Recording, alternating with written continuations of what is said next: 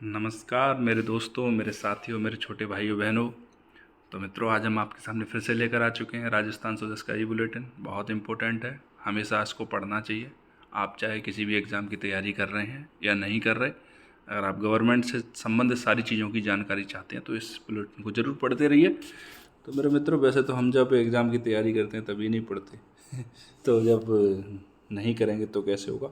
लेकिन दोस्तों, अपन चलते हैं सीधा न्यूज आर्टिकल के डिस्कशन पर। और दूसरी तरफ मैं आपका राष्ट्रीय परिदृश्य का जो करंट अफेयर है उसको तैयार कर रहा हूँ। तो इसी महीने में 2-3 वीडियो आएंगे उसके, और तीन वीडियो तो कम से कम आएंगे ही आएंगे। 3 से 4 वीडियो में ही हो पाएगा वो, क्योंकि मैं बहुत लंबा वीडियो खींचता नहीं हूँ। 1 घंटे से ज़्यादा का वीडियो बनाना मुझे ऐसा लगता है कि आप लोग बोर हो जाएंगे, क्योंकि 1 घंटे भी लगातार देखना बड़ा बोरियत हो जाती है। ठीक है मित्रों, तो दोस्तों आपको यदि इसकी PDF चाहिए तो आप हमारा टेलीग्राम चैनल ज्वाइन कर लें। ठीक है, टेलीग्राम चैनल का नाम है मित्रों IAS RAS विद RJ। ठीक है, इसको आप ज्वाइन कर लो और यहाँ से आपको डेली बेसिस पे PDF मिल जाएगी। तो हम फालतू की बातें नहीं करेंगे, इधर उधर की बातें नहीं करेंगे, सीधा आएंगे न्यूज आर्टिकल के डिस्कशन पर। ठीक है, देखो मेरे मित्रों, शिक्षा और खेल के लिए मुख्यमंत्री ने महत्वपूर्ण निर्णय लिए हैं।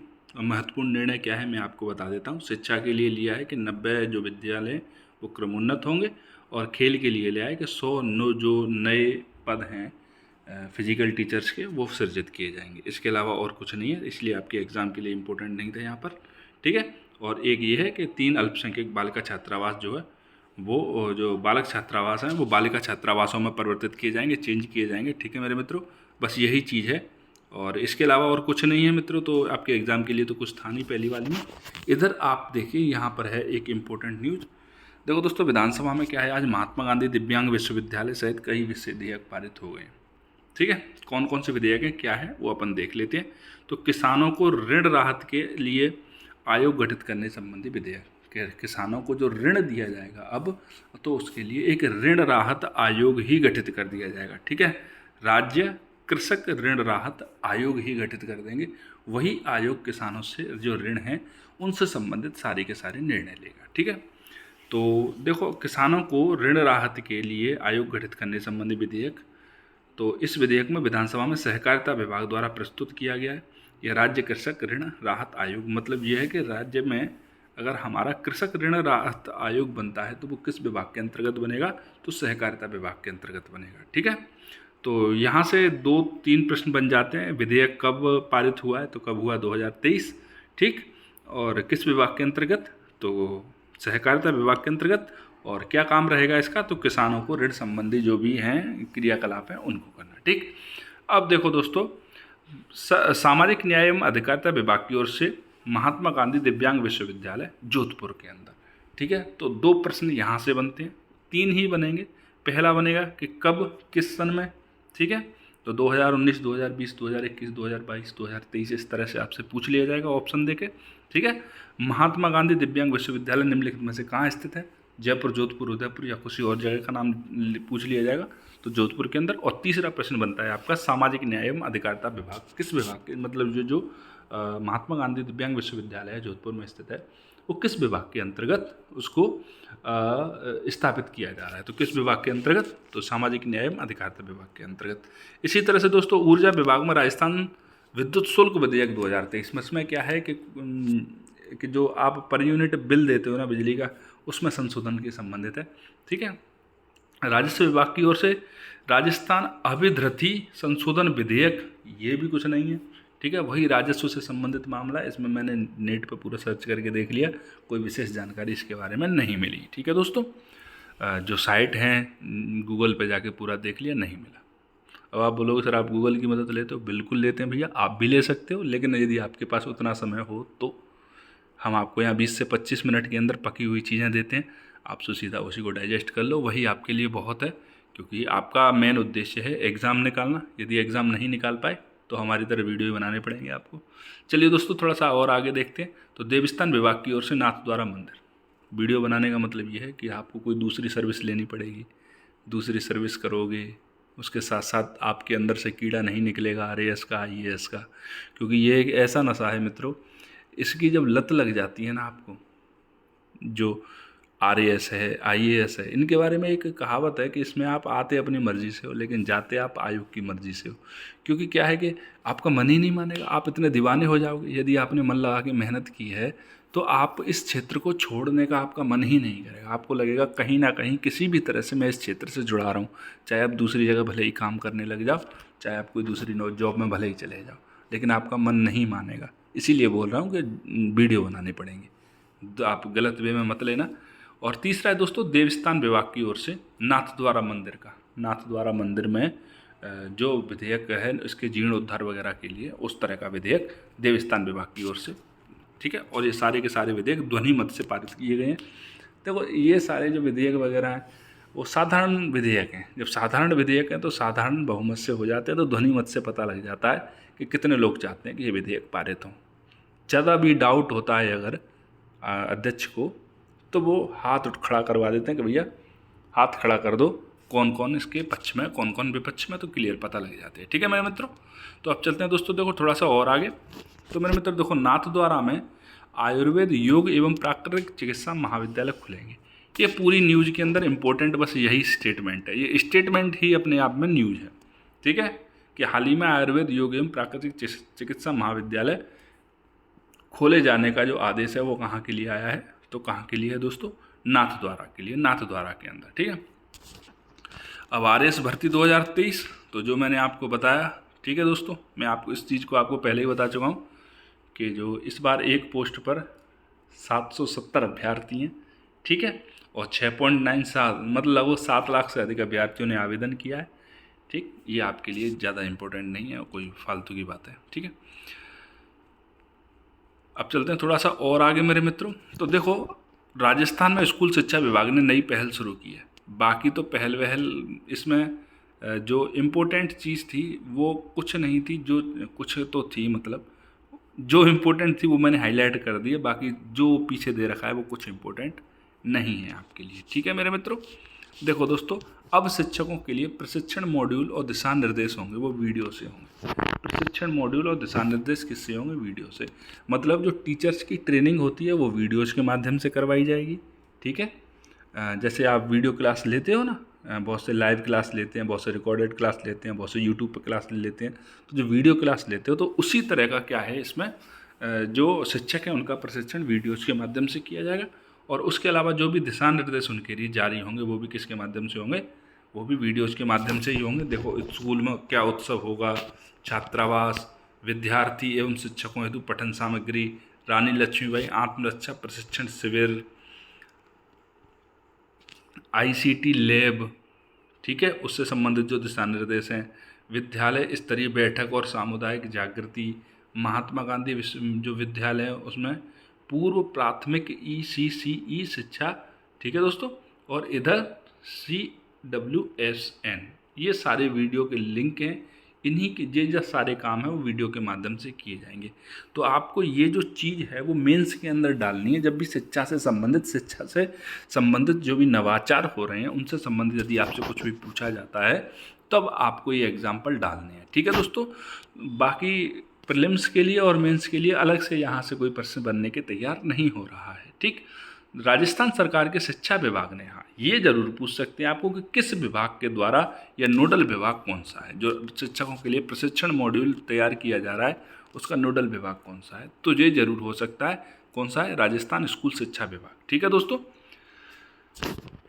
तो मेरे मित्रों अपन देख लेते हैं, राजस्थान सरकार के शिक्षा विभाग ने अनूठी पहल के तौर पर अध्यापकों के साथ प्रशिक्षण मॉड्यूल, विभागीय गतिविधियां तथा अन्य दिशा निर्देश साझा करने के लिए वीडियो कम्युनिकेशन का उपयोग करने की योजना बनाई है। इसके लिए समग्र शिक्षा अभियान के तहत संचालित कार्यक्रमों, गतिविधियों और टीचर ट्रेनिंग मॉड्यूल में इंटरेक्टिव वीडियो तैयार किए जाएंगे, ठीक है। विभाग की ओर से विभिन्न दिशा निर्देश और गतिविधियों को 15 वीडियोज में समाहित कर यूट्यूब पर अपलोड कर दिया जाएगा। इतनी सी बात है, बाकी और कोई बात नहीं है। और इधर देखो रील्स बना के पैसे जीते जा रहे हैं, आप लोग रह गए पीछे, आप लोग ही सुजस पढ़ते रह गए, पब्लिक ले गई 1-1 लाख रुपया, ले जान दो भैया, ठीक है। तुम तो ध्यान दो तुम्हारे SI पे और RAS पे, ज़्यादा ना RAS बन जाओगे, तुम खड़े रह जाओगे तो पूरे डिस्ट्रिक्ट में कोई की हिम्मत ना होगी बैठने की। देखो दोस्तों, तारबंदी योजना से किसानों को लाभान्वित करने में राजस्थान अव्वल रहा है, यही इसकी हेडलाइन है और यही न्यूज़ है। इसके अंदर और दूसरा कुछ भी इम्पोर्टेंट नहीं है कि तारबंदी जैसे सुरक्षा है भाई, खेतों की तारबंदी, गांव से जुड़े हैं हम सारे लोग जानते हैं कि तारबंदी क्या है। तो फसलों की सुरक्षा के लिए तारबंदी की जाती है, ठीक है। तो ये योजना हो गई। जो शहर वालों को पढ़ने की जरूरत है कि तारबंदी के माध्यम से फसलों की सुरक्षा कैसे होती है। बाकी हम सारे लोग तो ग्रामीण परिवेश के हैं और हिंदुस्तान में भले ही कोई व्यक्ति शहरों में रह रहा है, लेकिन उसकी जड़ें कहीं ना कहीं अभी भी गाँव के अंदर है।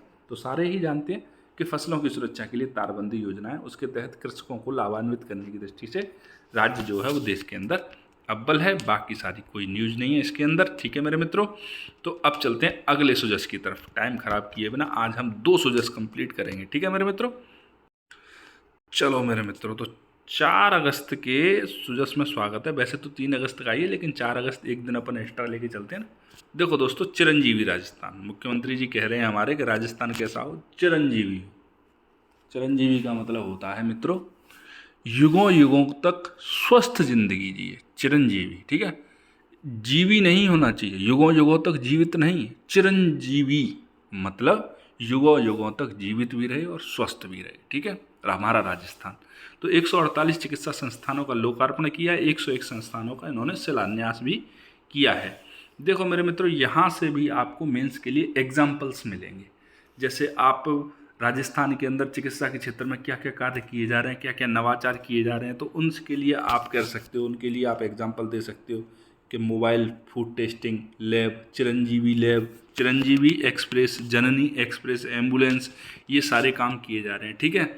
इसके अलावा बेहतर कोविड मैनेजमेंट, स्वास्थ्य अधिकारी, चिरंजीवी बीमा, ठीक है। RGHS योजना, जो गवर्नमेंट सेक्टर में जो बंदे काम करते हैं उन लोगों के लिए, ठीक है। नए शिक्षा संस्थान खोलने में राज्य क्या है देश भर में अव्वल। तो इस तरह की चीज़ें क्या करेंगी आपको। और इधर आओगे तो अंगदान जीवनदान महाअभियान शुरू किया गया है। तो ये आपके मेंस के अंदर जब कोई प्रश्न आएगा तो आप वहाँ एग्जाम्पल के तौर पर यूज कर सकते हो। बाकी यहाँ पर डायरेक्ट मेंस का कोई आंसर, कोई क्वेश्चन, या फिर प्रीलिम्स का कोई क्वेश्चन। प्रीलिम्स का मतलब मेरा ये है जो भी बच्चे दूसरे किसी एग्ज़ाम की तैयारी कर रहे हैं, जो वनडे एग्ज़ाम है, वहाँ इस तरह के यहाँ से वहाँ के लिए कोई प्रश्न नहीं बन रहा है। यहाँ से जो प्रीलिम्स के लिए जो प्रश्न बनेंगे वो आगे बनेंगे, उनको मैं आपको बताता जाऊँगा, ठीक है। तो देखो दोस्तों, ये आ गया, शैतान का नाम लिया और शैतान हाजिर। यहाँ पर कई तरह के प्रश्न बनेंगे, ठीक है। शैतान मतलब गहलोत जी नहीं, शैतान मतलब प्रश्न भाई, ठीक है। देखो दोस्तों, राजस्थान के हैंडलूम उत्पादों की विश्व स्तरीय पहचान हो, ये कौन कह रहा है, ये कह रहा है हमारी राजस्थान सरकार कि राजस्थान का जो हैंडलूम उत्पाद है उसकी विश्व स्तर पर पहचान हो। देखो मेरे मित्रों, ये जो हैंडलूम जो है वो राजस्थान की अद्वितीय पहचान है। मतलब राजस्थान में कई लोग देखो जयपुर के अंदर आते हैं जयपुरी जूती खरीदने, जयपुरी चुनरी खरीदने, जयपुरी लहरिया साड़ी खरीदने के लिए, ये बहुत सारी चीज़ें। इसके अलावा जब आप जोधपुर की तरफ जाओगे तो जोधपुरी पगड़ी वगैरह है, वहाँ की जूतियाँ वगैरह भी हैं, और भी दूसरे तरह के हैंडलूम उत्पाद हैं। देखो, राजस्थान है अपनी संस्कृति के लिए, अपनी विरासत के लिए जाना जाता है, और सांस्कृतिक विरासत कहीं ना कहीं पहनावे के अंदर, हैंडलूम के अंदर झलकती है, ठीक है दोस्तों। तो इसीलिए राजस्थान के हैंडलूम उत्पादों को विश्व स्तरीय पहचान दिलाना, वैसे तो विश्व स्तर पर अद्वितीय हैं, ये अद्वितीय, लेकिन जब इनको पहचान मिल जाएगी तो मेरे मित्रों हमारे जो हथकरघा उद्योग है, वो हैंडलूम उद्योग है, वो बहुत आगे निकल सकता है, ठीक है दोस्तों। तो हमारे लिए जो चीज़ इंपॉर्टेंट है वो मैं आपको बताता जाता हूँ। तो देखो दोस्तों, नेशनल हैंडलूम वीक 2023 को मनाया जा रहा है। इसका उद्घाटन किया है गहलोत जी ने 3 से 7 अगस्त 2023, ठीक है। नेशनल हैंडलूम वीक 2023, 3 से 7 अगस्त 2023, ठीक है। देखो दोस्तों, पहली बात तो ये है कि ये इस तरह का मनाया जाने वाला राजस्थान के इतिहास में पहला वीक है। जो भी चीज़ पहली हो राज्य स्तर पर, जिला स्तर पर, देश के स्तर पर, विश्व के स्तर पर, वो आपके एग्ज़ाम के लिए इम्पोर्टेंट हो जाती है अनायास ही, ठीक है दोस्तों। तो मेरे मित्रों, हथकरघा उत्पादों को विश्वसनीय पहचान दिलाने और बेहतर मंच के लिए प्रदेश में पहली बार हैंडलूम वीक आयोजन हो रहा है। पहली बार हो रहा है, ठीक है, 2023 में हो रहा है, ठीक है। 3 से लेकर 7 अगस्त तक हो रहा है, ठीक है। क्यों हो रहा है? हथकरघा उत्पादों को विश्व स्तरीय पहचान दिलाने के लिए, ठीक है मित्रों। राज्य सरकार हथकरघा कारीगरों की आमदनी बढ़ाने, उनके उत्थान के लिए प्रतिबद्धता से कार्य कर रही है। ये कौन कह रहा है? गहलोत जी कह रहे हैं, ठीक है दोस्तों। प्रदेश की एमएसएमई नीति में भी क्या हुआ है, प्रतिवर्ष हैंडलूम सप्ताह के आयोजन का प्रावधान किया। जब एमएसएमई देखो सूक्ष्म लघु और मध्यम उद्योग की श्रेणी में ही आता है हैंडलूम उद्योग, ठीक है। तो इसीलिए जो एमएसएमई नीति आई उसमें हैंडलूम को, हथकरघा को भी क्या किया, शामिल किया गया और प्रतिवर्ष हैंडलूम मतलब हैंडलूम सप्ताह के आयोजन करने का भी उसमें प्रावधान किया गया। इससे राज्य के हैंडलूम जो उत्पाद हैं उनको राष्ट्रीय अंतर्राष्ट्रीय खरीदार मिल सकेंगे। राज्य के हथकरघा बुनकरों एवं खादी के उत्पादों को क्या होगा दोस्तों, प्रोत्साहन मिलेगा। देश के अन्य राज्यों में भी हस्तशिल्पी और दस्तकार अपनी कलाकृतियों का प्रदर्शन और विक्रय कर सकेंगे। ऐसी बात नहीं है कि केवल विश्व स्तर पर ही करेंगे, अपने देश में, अपने प्रदेश में ही करेंगे, वो प्रदेश के अन्य राज्यों के अंदर भी जाके अपनी कलाकृतियों का प्रदर्शन कर पाएंगे और विक्रय कर पाएंगे। यह आयोजन हथकरघा उत्पादों की मार्केटिंग की दृष्टि से बेहतर अवसर साबित होगा। ऐसा कौन कह रहा है, हमारे गहलोत जी कह रहे हैं। तो यहाँ से आपको देखो प्रीलिम्स और मेंस दोनों के ही प्रश्न मिल गए। पहली बात तो हथकरघा उद्योग को बढ़ावा देने के लिए राजस्थान सरकार क्या प्रयास और क्या नवाचार कर रही है, ये आपको मेंस के लिए मिल गया, ठीक है।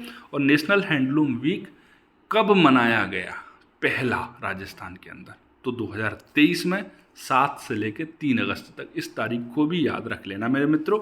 और इसको मनाने का क्या उद्देश्य था, तो हथकरघा उत्पादों को विश्व स्तरीय पहचान दिलाना है, ठीक है मेरे मित्रों। अब चलते हैं देखो और आगे। देखो इधर है विश्वकर्मा कामगार कल्याण योजना। तो मेरे दोस्तों इस योजना के बारे में और देख लेते हैं। तो इसके तहत महिला कामगार, हस्तशिल्पी, केश कला, माटी कला के दस्तकार और घुमंतू वर्ग के 1 लाख युवाओं को रोजगार शुरू करने के लिए आर्थिक सहायता दी जा रही है विश्वकर्मा जो कामगार कल्याण योजना है उसके द्वारा, ठीक है दोस्तों। देखो मेरे मित्रों, बुनकरों के उत्थान के लिए जो काम किया जा रहा है, विश्वकर्मा कामगार कल्याण जो योजना है वो बुनकरों के उत्थान के लिए क्या की गई है, शुरू की गई है, ठीक है मेरे मित्रों। देखो ये कह रहे हैं कि बुनकरों की आबादी में लगभग 85% जो है वो अनुसूचित जाति और अल्पसंख्यक समुदाय के लोग हैं, ठीक है मेरे मित्रों। और इन्हीं को क्या दिया जा रहा है, विश्वकर्मा कामगार कल्याण योजना के माध्यम से लाभ दिया जा रहा है, जिसके कारण ये अपनी हस्तशिल्प कला को और आगे लेके जा सके, ठीक है मेरे मित्रों। अब चलते हैं अपन थोड़ा सा और आगे। तो मेरे मित्रों यहाँ देखो बेहतरीन न्यूज़ है, बहुत बेहतर न्यूज़ है, ठीक है। आपके प्रीलिम्स मेंस दोनों ही की दृष्टि से बहुत इंपॉर्टेंट है। देखो विशेष योग्यजनों को उच्च शिक्षा और शोध के बेहतर अवसर मिलेंगे। राजस्थान में दिव्यांगों के लिए 2 विश्वविद्यालय होंगे। तो यहाँ से मैं आपको बताता चलता हूँ। देखो मैंने स्पेशल हाईलाइट भी कर देता हूँ, हाईलाइट पे भी हाईलाइट कर देता हूँ। देखो दोस्तों देश में राजस्थान जो है पहला राज्य है जहाँ दिव्यांगजनों को उच्च शिक्षा, अध्ययन एवं शोध के लिए अवसर उपलब्ध कराने के लिए राज्य में 2 विशेष विश्वविद्यालय संचालित किए जा रहे हैं। देखो दोस्तों राजस्थान हमारा स्वास्थ्य का अधिकार लाने वाला पहला राज्य है, ठीक है। और सत्य एवं अहिंसा विभाग स्थापित करने वाला पहला राज्य है भारत का। और इसके अलावा आप देख लो कि दिव्यांगजनों को उच्च शिक्षा और अध्ययन और उनमें शोध के अवसर। देखो भाई कोई व्यक्ति दिव्यांग है, मान लो उसके आँख नहीं है, कुछ नहीं है या दूसरी कोई चीज़, आँख नहीं है तो वो बहुत बड़ी दिव्यांगता होती है मेरे मित्रों। उस तरह के विद्यार्थी, उस तरह के लोग यदि शोध में, देखो कोई व्यक्ति आँखों से अंधा है, बुद्धि से नहीं है, ठीक है, तो वो शोध में अपना योगदान दे सकता है। कोई पैरालाइज्ड है, कोई कमर से नीचे खराब है, किसी के पैर खराब हो सकते हैं, बुद्धि नहीं, वो भी अपना।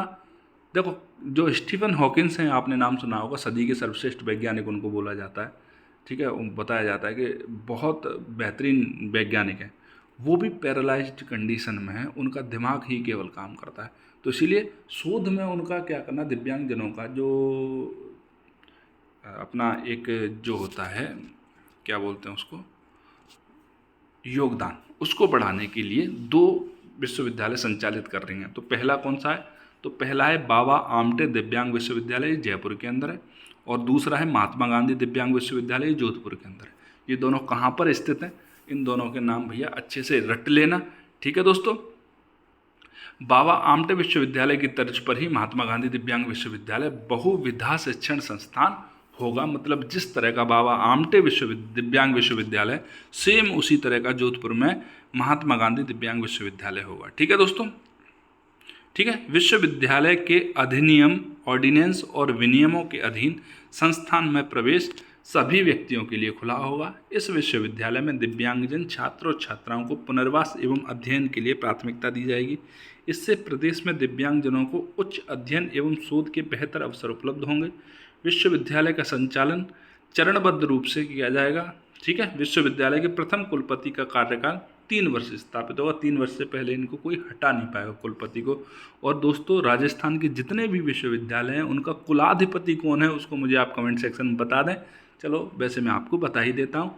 राज्यपाल जो हैं वो राजस्थान के सभी विश्वविद्यालयों के पदेन जो कुलाधिपति होते हैं। ठीक है, पदेन का मतलब जो भी राज्यपाल होगा वो कुलाधिपति की पोस्ट पे जरूर होगा। ठीक है मेरे मित्रों, पूर्व में स्थापित किया गया बाबा आमटे दिव्यांग विश्वविद्यालय जयपुर के लिए कुलपति की नियुक्ति की जा चुकी है, जबकि महात्मा गांधी है जो है जोधपुर के अंदर, उनमें अभी नियुक्ति नहीं की गई है।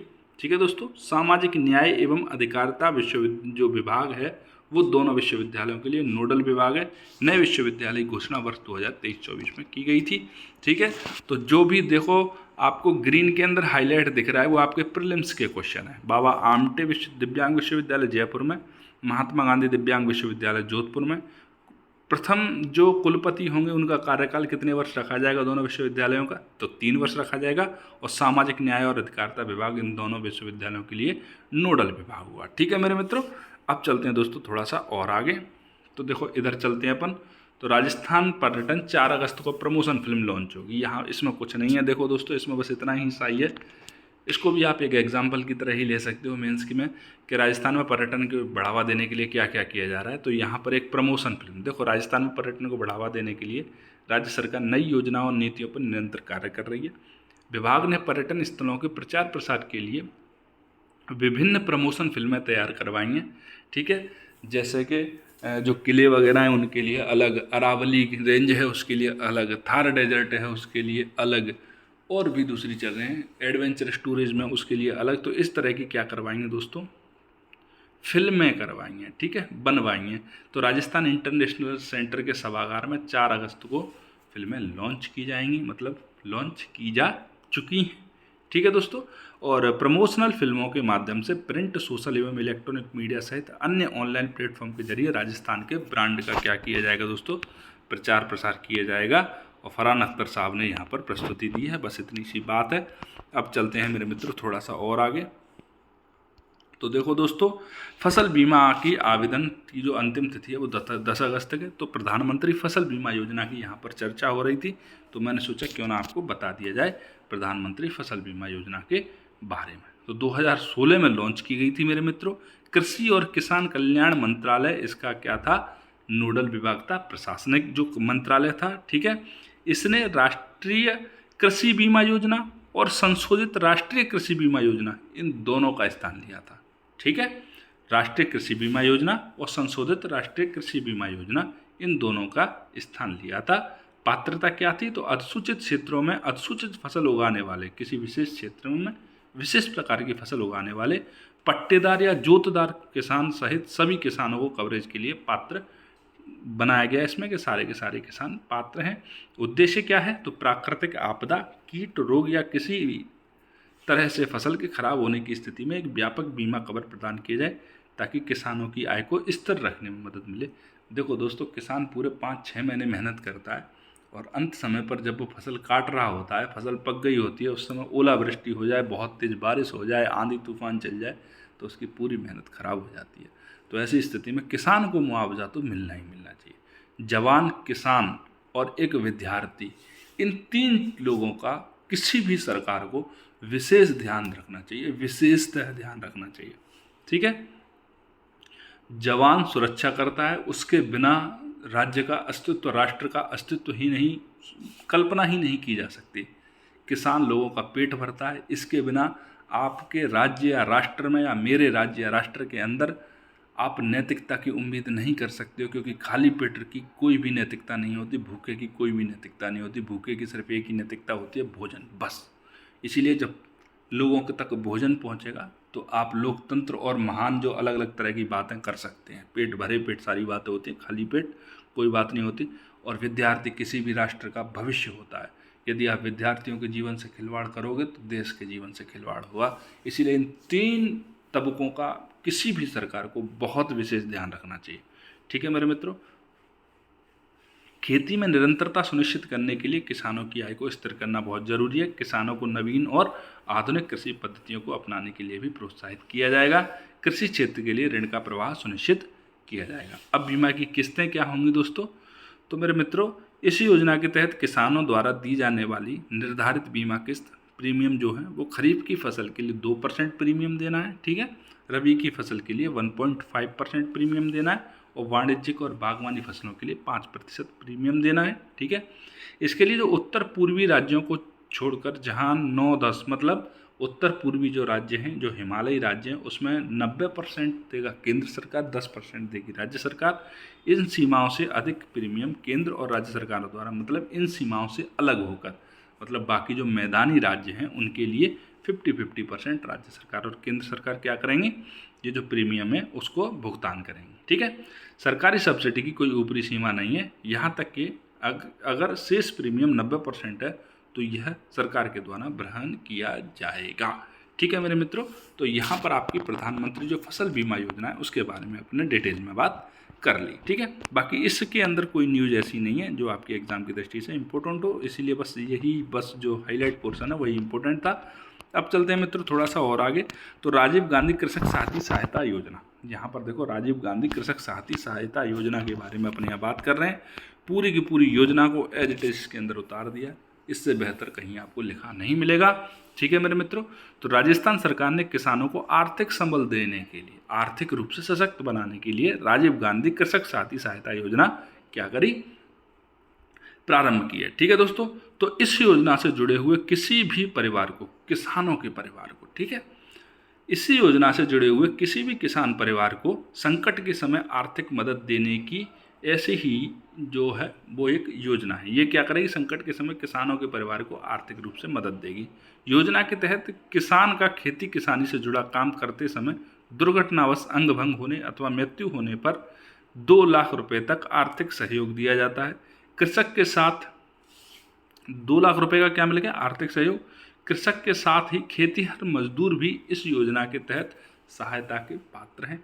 जिन लोगों के पास अपनी ज़मीन नहीं है वो दूसरों की ज़मीन पर काम करते हैं, मैं तो कह रहा हूँ उन लोगों को तो और भी बढ़ा के देना चाहिए। ठीक है, 2 की जगह 3 लाख उनको दे दो।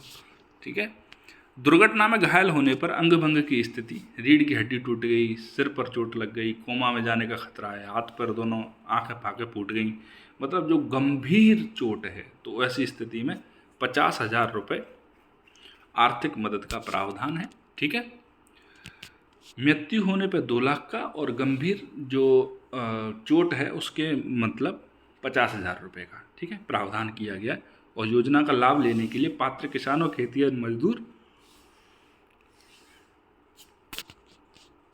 राज्य कृषक साथी पोर्टल के जरिए आवेदन कर सकते हैं। मुझे झपाई आ रही है, नींद आ रही है।